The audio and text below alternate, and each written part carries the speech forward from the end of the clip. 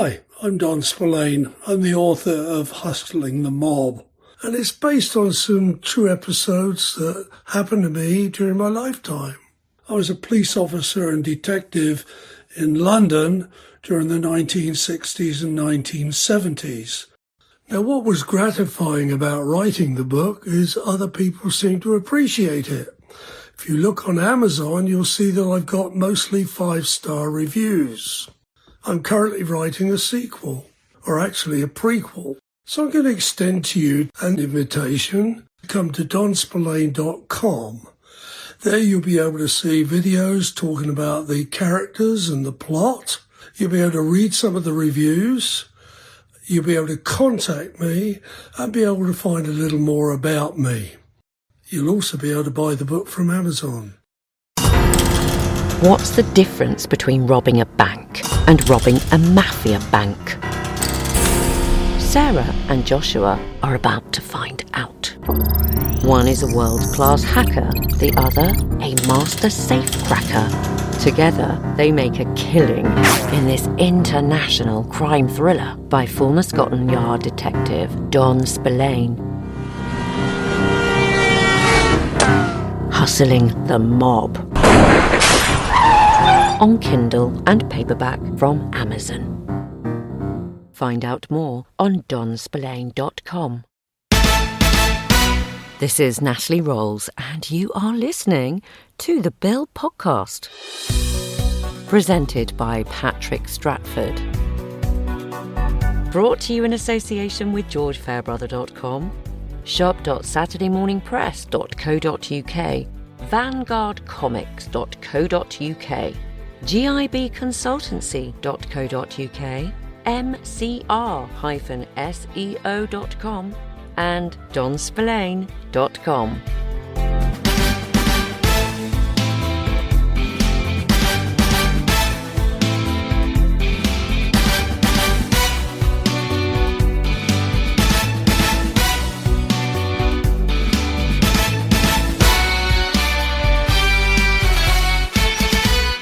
You did something that a Bill character I don't think has ever done that I can recall, and that for a brief time you presented your own crime show series, Wanted.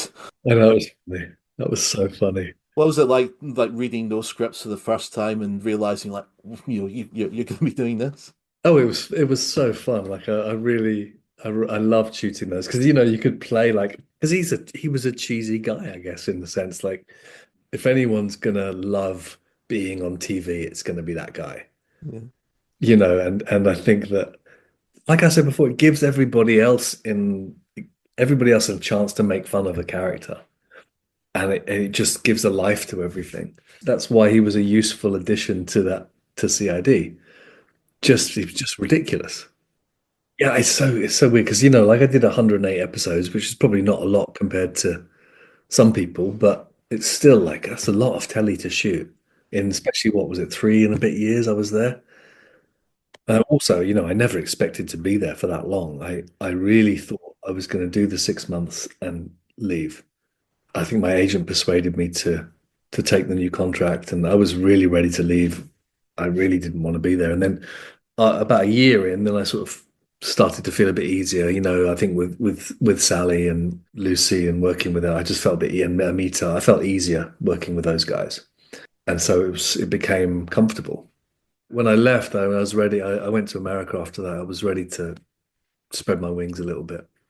Around about that time you were mentioning when Lucy and Mita were joining the show, there were definitely some great storylines with Stuart. One of the ones I sent you, Blood Rush, where you're stabbed with a needle of heroin, and I think it's something I don't think we'd ever really seen with Stuart at that point, just that real sense of fear.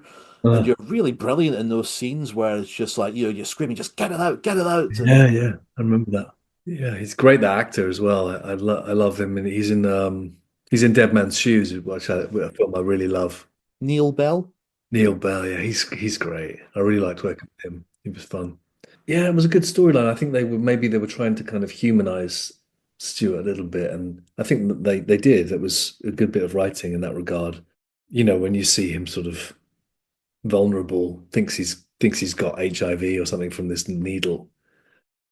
I think it was they were really well written eps actually. Lucy was great in them. Oh yeah. Yeah. Yeah, you and Lucy had a brilliant one. That was more focused on Lucy's character, and that is Too Hot to Handle. You're very much at the heart of that, where you think that Lucy's character is involved in something and that there's more going on. Uh-huh. And again, I thought you were brilliant in that storyline as well. Oh, thank. Well, I'll have a watch. And you sent me some eps, which is great. I sort of watched a bit of the first one. Where can you watch the bill these days? Well, they've changed the name, but I think it was the UK TV player or U and I think whatever it's called. I think all your episodes are on there. They've also been released on DVD in Australia as Uh-huh. well. That's Okay. where I've been getting some of them as well. Because the bill, I mean, as you probably know, like has this massive following in Australia. I know people watch it there. I didn't know it was on DVD. I certainly haven't seen a check. No. Not that I will, but you know. What are your memories of filming at Merton? And from what you mentioned there, it looked like it was a pretty intense process of a day-to-day filming. I mean, intense. Yeah, it was a lot of time. I mean, I would say it was a pretty easy gig in a sense. I mean, because the studios are they were so well set up. You had a row of dressing rooms, everybody sort of, hanging out, and the set was literally 2-minute walk up the stairs.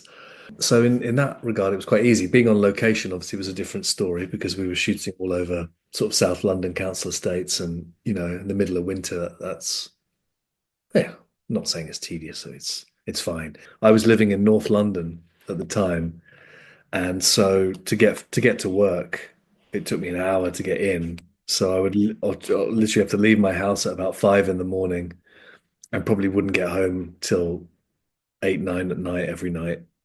So there were some long shifts, but Yeah. it was fun. And we had I remember Andrew Lancel in his dressing room. He had a PlayStation with FIFA. And that was just literally if the runners ever needed to find the male actors, we were always there playing FIFA. And so they were always dragging us away from a game. So Uh, that was fun. It was me, Scott, I think TJ Ramini loved it, Chris, just the regular lads. because I was going to ask as well, like, who would you say were your closest friends in the cast? Sally, uh, Chris Simmons, Scott, Lucy, TJ at the time, because I actually ended up living with him in LA for a short while. He's a good guy.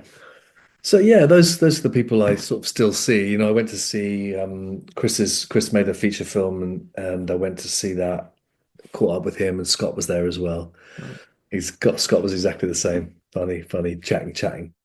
Sally, we're still in touch. I must go and visit her at some point soon. Yeah, those people really. What's great is just that you all still seem to have this bond together, this sort of friendship. Because sometimes I follow you on Instagram, and well as well as you and other Bill cast members, and it's interesting to see commenting on each other's things. And you Yeah. can definitely tell there's still that banter between you all. Oh yeah, for sure. Yeah, you never really lose that, do you? It's so funny. Like being an actor is such a kind of unique thing. Like for if you've been in a play with someone or in a show, and you haven't seen them for 10 years or something, it just comes back exactly the same relationship that you had in those moments. Come back with, and it's like I don't know what it is. It's really odd, but that's one of the rare beautiful things about our profession because mostly it's just unemployment and hardship. Unless you're Graham McTavish, who never seems to be unemployed. This guy just literally walks out of his door and trips over a job. I mean, this guy he's relentless. And how did you cope with the fame side that came with the series? I mean, it was fine. I don't know if I felt that much fame. Like, I mean, people would recognize me, but funnily enough, people still recognize me from the bill, which is so odd because I look nothing, I don't think I look anything like I did then. People recognize my voice. I was in Starbucks the other day and this woman was looking at me and she went, "It wasn't until you spoke then I knew who you were." And that was quite funny. I think, you can't hide from that, even though you can cover it with a beard or whatever. And was it your decision to leave in 2009? No, no, they got rid of me. They were going to an hour show from 2 hours, I think. They had to bring the cast down, and I think maybe my character was more soapy, and they didn't want it to be a soap anymore. They wanted it to be real procedural. But hey, I left. What happened? Show got cancelled. Won a BAFTA when I was in it. Yeah. Well, that's what Oliver's talked about, the fact that the show had won a BAFTA and then the next year they axed it, which just seems just baffling in hindsight. They don't sack Dougie Rao. Yeah. I know. I mean, I think they just changed it to something that people didn't want. And personally, this is what I think. Like, if I speak my mind, I don't think people wanted this kind of like glossy US style cop show because it wasn't one. I saw what they did, and it wasn't one. It was just a cheap imitation of one. So that's why when I say to you, like, I think that what people wanted was a procedural merged with the soap. And that's what they'd had for years, and that's why it was so popular. And all of a sudden, some clever guy somewhere went, no, no, no, this is what they want. They want The Wire or they want NYPD Blue. No, they don't. They want what they had. I think it was a strange decision, and Yeah. they regret it. Yeah, it was an interesting time because you and Cat Simmons and there was quite a few other actors who all were written out round about Yeah, that time. that's right. Yeah. I mean, 2009, I think, I don't know if this played a part in it, but we just had the financial crisis. I think ITV were going through a Yeah. number of things, and I had wondered like whether there was that financial side that where they had to get rid of a lot of actors and you I know. guess I think it was more to do with the fact that it was going from a certain number of hours to a shorter period, and also the style was changing. I can't speak for all the decisions that they made. I just wonder at people people wanting to, if it's like that whole if it ain't broke, don't fix it. Hmm. I think when I joined that show, someone said there was like 7 million viewers a week or something. I mean, that's unheard of now. It's incredibly difficult. So they were doing something right and consistently doing it right. Whether we think it's the greatest piece of television or not, it was what the public wanted to watch. And then to kind of have the hubris to say, no, no, no, I know what the public want to watch. I know what this show will be. That to me is idiocy, for lack of a better word. I don't care anymore. I'm not, I can say what I want. And I know now, as a producer and a filmmaker, is that you have to honor your audience. In fact, in every sense, it's like, I'm talking to young actors about when they're performing. I'm like, who are you performing for? Because they're like, oh, I didn't really feel it in that scene. Or I'm like, well, if the audience likes it, you did it right. It's as simple as that. That's the benchmark for what's good work. If the audience likes it. If they don't like it, then you got to change something. Well, I personally think it was a mistake getting rid of you. I think there was more mileage in his character. Do you think you would have stayed? Probably it was a bit of a show. I remember that they called me into their office. Oh my God, I was so full of myself. But they called me in and they said, "Oh, I'm really sorry, Dad. What we're gonna," because they said they were gonna get rid of some actors, and I was like, "Oh right, well," and I was we were all naming in our heads, "Oh, probably that one because they're not that good." So one of the producers called me into his office and he was like, "Oh, we're gonna let you go," and I just went, "Me?" Like, I was like, "Me? Really? Me?" And I was like, because I really thought like fucking one of the best actors here, easily. It was like, and I remember telling other directors on the show finding out, and they were like, I can't believe they got rid of you. And I was like, I know, they're idiots. But they obviously had their reasons. And I think that it was that my character was involved in sort of soapy things. It was maybe a bit fun, a bit silly. I don't know, but it didn't fit their kind of serious procedural drama that they were going to go for now. That's all I can think of was the reason. And I'm not going to say it was wrong. I don't really care at the end of the day. I mean, like, they did what they did. And I saw the new version of the show they came up with, and I thought it's such a mistake. You don't try and copy something. It's like as a filmmaker, like I'm not trying to copy the look of something that someone spent $50 million on. Like why would like it's just going to look like a cheap imitation of something, and that's exactly what they did to that show. Mm. It was just such a disappointing exit because you never really got like a final I know, it's scene. I so think shit. literally, I think your final motive is just you and Cat Simmons just like walking down the thing outside the station, and I Oh think yeah. that shot just amounts to I think it's Daniel Flynn talking to another character saying, "Oh, they're coming with me," because I think he was going out of it as well. It's He sort of so just lame, isn't it? I yeah know, like I think they said, "Oh yeah, he's got a job somewhere else." I'm like, "All right, is that it?" yeah. So lame. Oh well, whatever. I mean, maybe they obviously didn't at that point value him as a character. I mean, so they didn't care. I mean, that what can I do about that? I mean, if they don't like the character, then fine. Mhm. If it's any consolation, from what I've gathered, there's been a number of actors earlier in the show who had rather similar kind of disappointing times where they were essentially told, you know, essentially, I think a couple of actors actually got a letter to be told we're not renewing your contract, and I'm that sure was that's happened. Yeah, I'm sure that's happened. Yeah, like it's like at the time I was sort of like I think like slightly my ego was like I thought, oh, maybe they think I'm shit or something. But I know they didn't think that.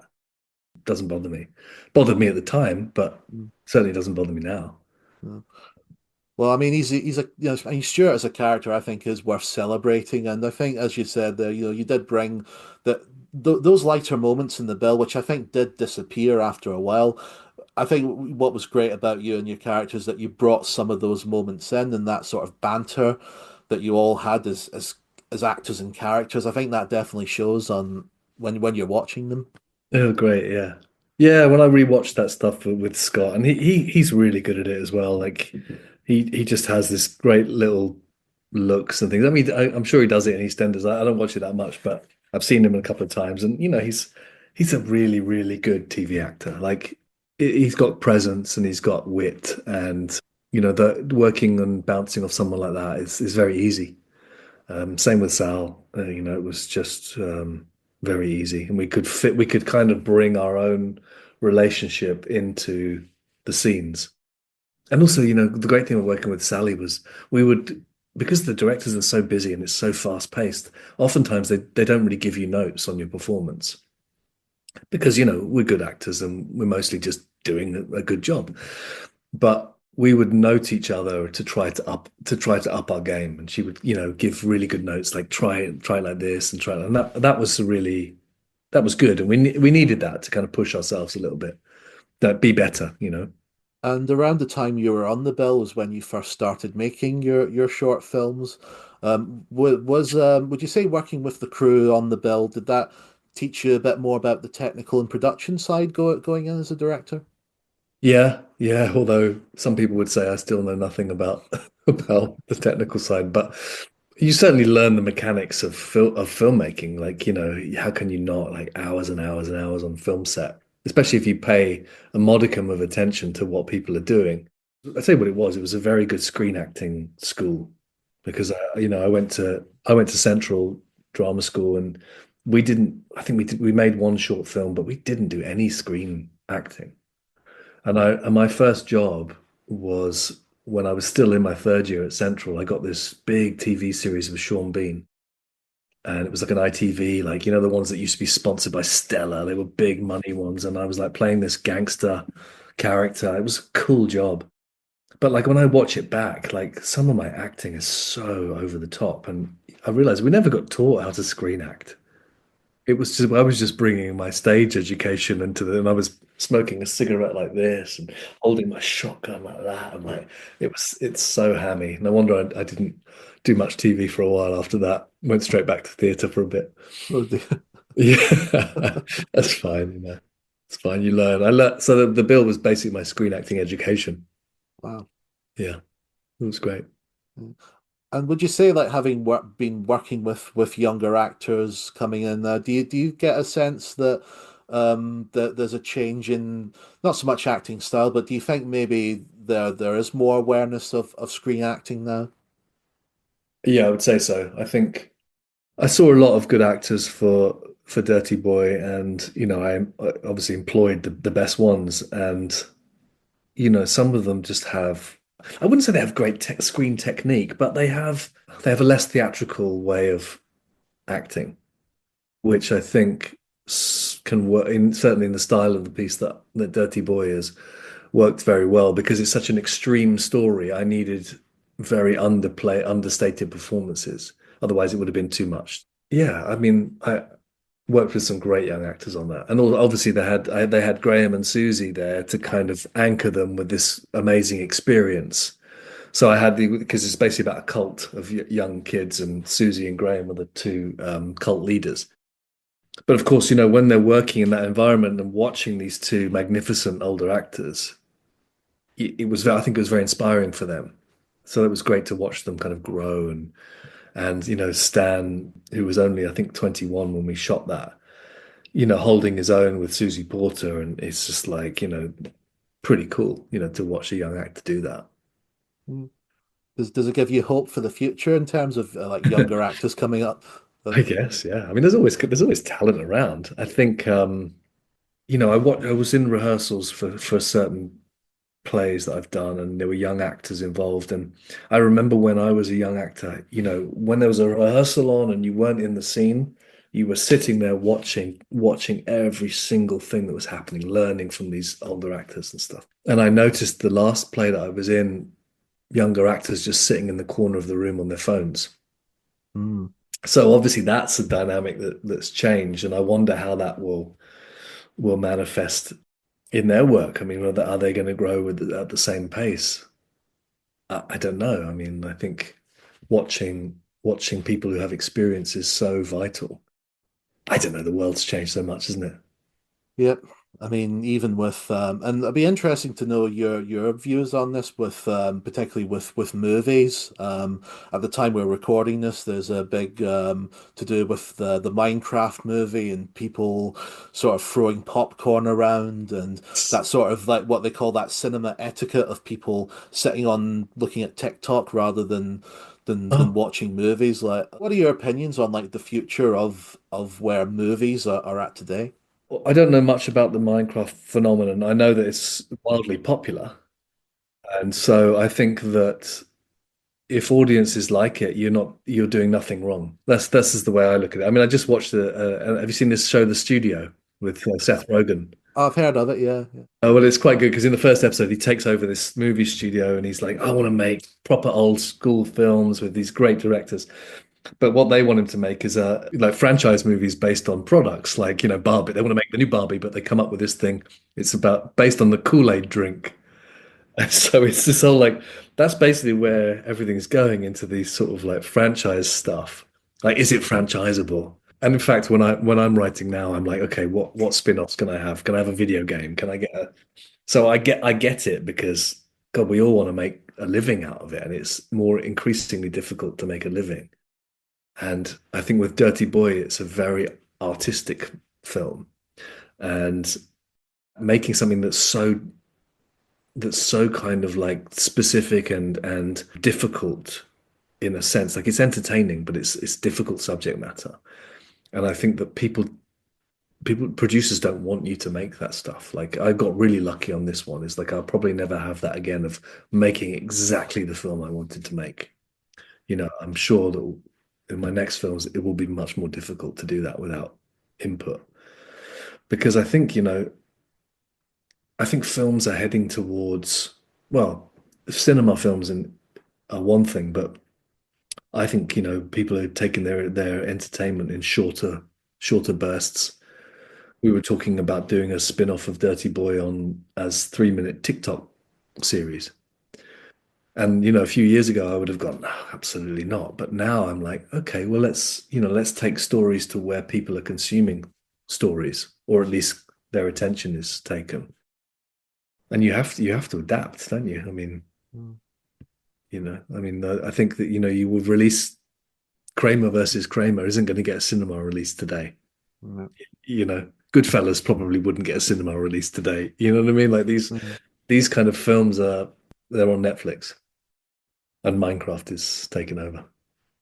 And speaking on you mentioned the studio there, you've also done a good amount of work in the US. You did an episode of NCIS. Like, what's been that experience like working in American television? We're talking about, the bill trying to change and become like an American show. Well, they're spending a 20th of the budget that NCIS LA was spending.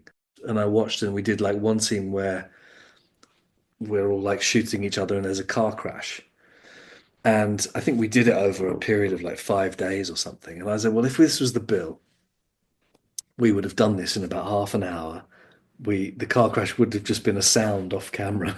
And like it just would have been it's just because we had no budgets, right? But it's like when you don't have the budget, you've got to sort of write stories within the means of the budget, not try to pretend you're something else. That's what I try to do as a filmmaker. I did this short film Jubilee, and even before that, I did a film set in Iraq, and I just written this thing. I had no knowledge of filmmaking. Wrote a thing with like had a war sequence in it and everything, and I was like, I'm never going to make this because I got to go to a desert and shoot it, and I've got £5,000. So I basically just rewrote it and set it in a tunnel, and just shot it cheap because I was like, yeah, I'm not going to compete with Three Kings or any of these war movies. Why would I be an idiot to try to compete with them? Then doing Memory with Guy Pearce and those guys, you just see like the level of crew that people have, like the best DOPs, the best production designers. It just raises everybody's game. It's very, very cool, actually. And looking on your Instagram, like for all your work as an actor and filmmaker, seems to have taken you all over the world. Like there's been some unique locations. Like what's been your favorite places to experience overseas? Well, I suppose I've shot in Morocco a good few times, so that's always a really nice place to shoot. And a lot of stuff shoots there. Anything with a desert in it is probably shot in Morocco. It's a really cool place to shoot because you go down to Ouarzazate, which is south of the Atlas Mountains, and they have studios there that they've had since the 70s. I think they filmed the biblical epics down there. So I did Jason and the Argonauts there. I did Colosseum down there. Titans thing. I played a Roman emperor. So I've done a good few things there, and it's always fun. It's all because it's a different world, Morocco. Yeah, it's a beautiful place to shoot. Bulgaria, I've done a couple of things. That's fun. Nice people. Budapest is cool. What are your hopes for the future? And is there still one great story that you would love to tell one day? There's not one. I've got so many ideas, and I'm writing so much at the moment. Someone asked me the other day, where'd you get ideas from? I'm like, if you're a writer, you don't struggle with having an idea. You struggle with having the time to kind of realize the idea well, or to know what's a good idea and what's not a good idea, especially in our business where money is such an important part of it. Like I could have a really good idea for something that I think is beautiful, but if it doesn't have a place in the market, then I'm not going to get the money to make it. So you have to be pragmatic in that sense. So I wrote this thing, Gun, which is a kind of action horror movie, hyper violent, but full of like Scottish mythology, Viking mythology, and folklore. So I like to kind of weave that element in. So I'm writing another one. I won't tell you the title at the moment, but it's a fun title. But that's basically about a satanic motorcycle gang. And it's a similar thing. It's an action horror, hyper violent. So I'm kind of realizing that because people love Gun, and it's quite successful in its own way, or we haven't shot it yet, but we will. That I'm thinking, okay, let's go down that route for a while. I enjoy writing it, even though it's kind of like not exactly what I would have wanted to see myself. I know that a lot of people do want to see that stuff. And I'm pragmatic in that sense that I want to entertain people. Yeah, I want to write in a way that entertains. And what would you say is the biggest advice you could give to fellow writers? Oh, I do have a YouTube channel. I talk about this stuff sometimes.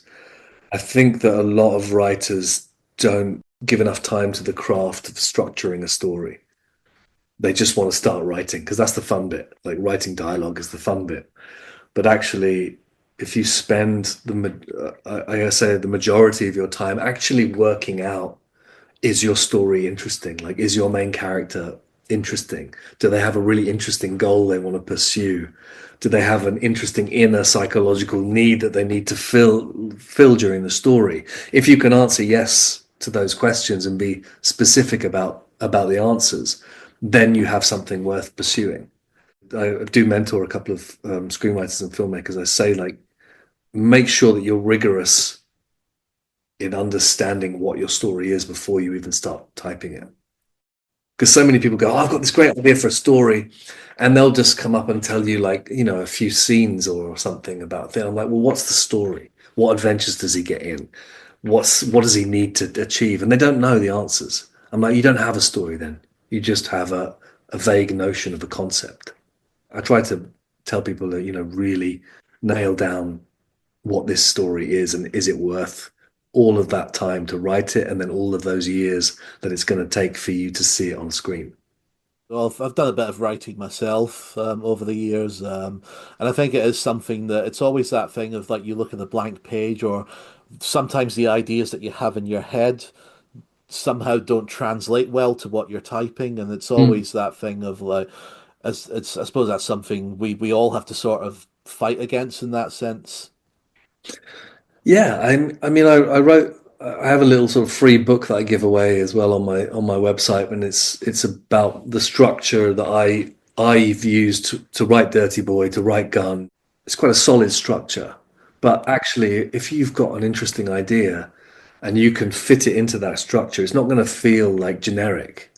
The structure works. It's based on all of the old teachers and Joseph Campbell and all the guys that came after him that really understood what story is and what beats a good story needs. So I lay out the questions that I ask before I even start to write the structure template itself. Who is my main character? What does he want? What does he need? What's his ghost? For instance, what's the thing that happened in his past that lives with him to the present day? What's his greatest fear? If you then answer those questions, and then also I ask the question which most people can't answer, is how does he get what he wants and what he needs in an interesting and unexpected way? Because that's really what makes a story good. Anyone can write a character achieving their goal, but if it's obvious and we see it coming, it's not a great story. So unless you can answer those 6 or 7 questions, I think I would never start writing a draft. Yeah. I'll need to look out for that because that sounds like fascinating. Like I'll send just it. I'll send it to you if you like. Yeah, oh, that'd be great. it's just something that's worked for me, and Yeah. Well, I guess just to round off, like, how would you sum up your time on the bill, and what would you say are some of your most fondest memories of working on it? it feels like a million years ago for a start, but like I guess it wasn't. I don't know, 15 years ago was it that it stopped? Generally, I think it was good fun, and I think of a lot of laughs with some really good people. That's basically how I would sum it up, and making some good, entertaining telly along the way. Do you think the bill could ever come back? It would have to be in a simplified form, I think. I think they talked about it before, and I was like, if I was to do it now, you like, what's the bits of the bill that people really liked? Like what? Like for instance, I don't know. You could do one based around an interview room, and you could just have most of the action take place in that set. Because I think you'd have to keep it budgetarily tight. Like I don't think you could do a sweeping thing that goes to every single council estate in London again. Not at that regularity. If you were to see it come back, how would you have it? Well, I definitely think similar to what you say. I think keeping it more simplified. I think certainly the half hour era would be. I think certainly I think half hour drama is Yeah, something that's sadly disappearing, and I think I yeah. would like to see that because what people talked about was great about the bill was that you wouldn't necessarily have a beginning, middle, and end. You would just start with the middle and just end with the middle. Sometimes there may be some elements of the story that would be left deliberately untold. To be honest, I don't think they will bring it back, but I know they talked about it for. Someone said, "Oh yeah, they're going to bring the bill back for years and years." Funnily enough, they've never called me, so I mean, Uh, whatever. Well, we should get you into to write and direct some episodes, or Stuart should come back as DCI. Maybe it may be, or like, Yeah, mayor of London. There we go. yeah, yeah. You're probably old enough now. Thank you so much again for joining me today. That I was mean, a great chat. Thanks for having me. it's been great just to celebrate not just your work on the bill, but your work as a creative and a filmmaker. And because I don't think there's been many interviews out there with you, so it's been good to sort of get to know more about what has sort of gone behind your work. Yeah, thanks, man. No, I appreciate it. Yeah, I'll send you that thing. I'll let you know more about when Dirty Boy's out. We're looking at the penultimate week of August for US cinema release, but limited release, and then the last week of August for limited UK release. I watched the trailer. It was really interesting because again, there's sort of little lighter moments because it did seem like and on the surface like a kind of that horror type movie, but there's still like seeing the main character like constantly adjusting the crucifix every time he's out. I thought that's interesting. Yeah, there's some really, really filthy jokes in that movie as well. Like he's schizophrenic and he has an alter ego that gets him into a lot of trouble, and probably the filthiest jokes ever put on screen are in that film. Wow. So Best of luck with the film, and hopefully that all comes together for you. thanks, and you with your book as well. This is Natalie Rolls, and you have been listening to the Bill Podcast. Brought to you in association with GeorgeFairbrother.com, shop.saturdaymorningpress.co.uk, vanguardcomics.co.uk, gibconsultancy.co.uk, mcr-seo.com, and donspillane.com. The Bill Podcast is produced by Oliver Crocker and co-produced by Ben Adams, Glenn Cooney, Bryony Kelly, Maz Mirabilis, Alex Mockler, and Simon Wolfe. Our executive producers are Isabel Allen, Mark Bennett, Christopher Booth, Rob Cook, James Crissell, Rebecca Deeprose, Alana Dewar, Andrew Dyack, Dan Evans, George Fairbrother, Stuart Gibbon, Vicky Greatbanks, Luke Hegarty, Robert Hoger, Edward Kellett, James Ledane, Thomas Johnston, Dave Meakin, Gary Moncur, Danny Morris, Steph Morris, Laura Pinney-Fay, Isaac Powell, Alistair Wrigley, Michael Seeley, Don Spillane, Angel Stannard, Paul Statter, Patrick Stratford, and Sarah Went. Huge thanks to all you lovely producers who make the Bill Podcast possible. For over 200 hours of bonus content, visit patreon.com/The Bill Podcast.